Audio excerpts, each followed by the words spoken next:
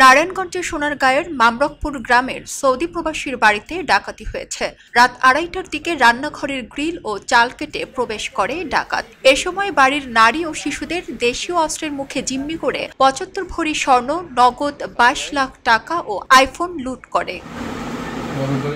ঘটনার পর সোমবার দুপুরে নারায়ণগঞ্জ অতিরিক্ত পুলিশ সুপার ও সোনারগাঁ থানার পরিদর্শক ঘটনাস্থল পরিদর্শন করেছেন। এ ঘটনায় প্রবাসীর স্ত্রী উম্মে হানি বেগম বাদী হয়ে বিকেলে সোনারগাঁ থানায় অভিযোগ দায়ের করেছেন। এ ঘটনায় দুই ভাইয়ের স্ত্রীরা জানান, স্বর্ণগয়না যেগুলো ছিল আমার রুম থেকে আগে নিচ্ছে, আর টাকা আর স্বর্ণগুলো আমার রুম থেকে নিচ্ছে। আমার রুম থেকে নিয়ে পরে আমার এই রুমে এনে বন্দি করছে। আমার বাচ্চারা ছিল ওই রুমে, আমার এক মাইয়া ছিল, ওই পাশে ছিল আমার ছোট ছেলে ছিল, আর ওই পাশে আমার 3 ছেলে ঘুমাইছিল।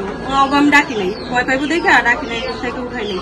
পরে আমার এই সাইডে না বন্দি করে রাখছে। পরে ওর সাথে ছিল, পরে আমি মায়ের ওকে তো আর ভরসা করা যায় না, মায়ের আমার কাছে আইনা দেন। পরে আমি নিয়েই আমার না তুই যাবি না, তুই বয় না, আমি নিয়ে আইনা দেবো।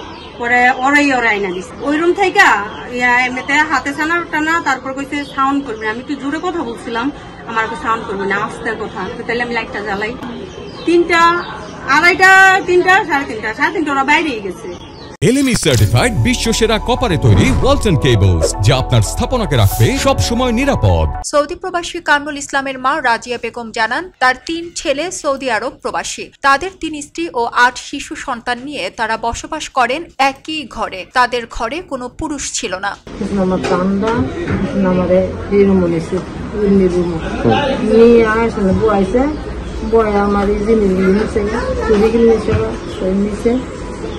কমপ্লেমে যে চুরিগুলি রাখছিলাম আমি একটু ওই পাইছে, বাবা সকল পাইছে, আর আমি লেগে গেছে 22 লাখ টাকা নিছে, 80 ভরি স্বর্ণ নিছে, 3 সব জিনিস নিয়েছে। প্রথমেই ডাকাতরা তাদের সবাইকে একটি কক্ষে আটক করে। পরে শিশু সন্তানদেরকে গলায় ছুরি ধরে আলমারির চাবি ছিনিয়ে নেয়। একে একে 3টি কক্ষের আসবাবপত্র তছনছ করে।